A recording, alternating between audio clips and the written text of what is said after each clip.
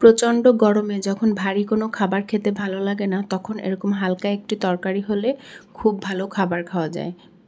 আসসালামু আলাইকুম প্রিয় ভিউয়ার্স, আজকে আপনাদের সাথে সেরকম একটি রেসিপি শেয়ার করব। আজকে যেটি রান্না করব সেটি হচ্ছে আলু এবং পটল দিয়ে শিং মাছের পাতলা ঝোল।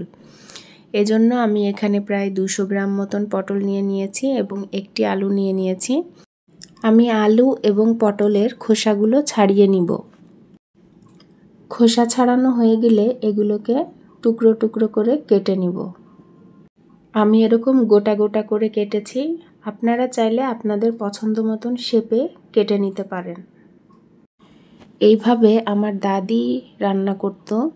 দাদির থেকে আমার মা এটা শিখেছে, তার পরবর্তীতে মায়ের কাছ থেকে আমি এই রান্নাটি শিখেছি। তরকারি কাটাকাটির পালা শেষ, এবার রান্নায় যাব। তার আগে শিং মাছগুলোতে একটু লবণ হলুদ মেখে রেখে দিব।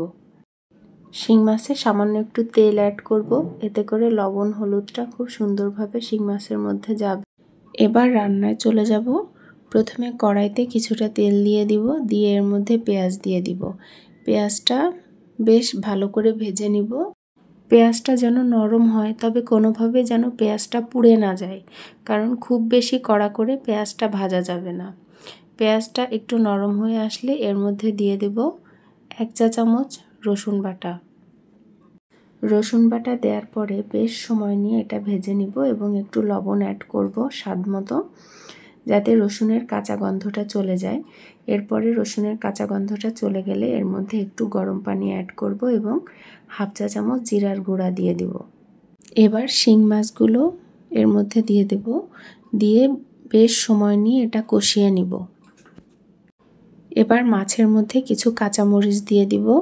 আপনারা চাইলে শুকনো মরিচের গুঁড়া ব্যবহার করতে পারেন, তবে আমি আসলে যে কোনো ধরনের সবজি রান্নায় শুকনো মরিচটা একদমই প্রিফার করি না, এজন্য আমি এটা স্কিপ করে গিয়েছি, তবে আপনারা চাইলে এটা দিতে পারেন।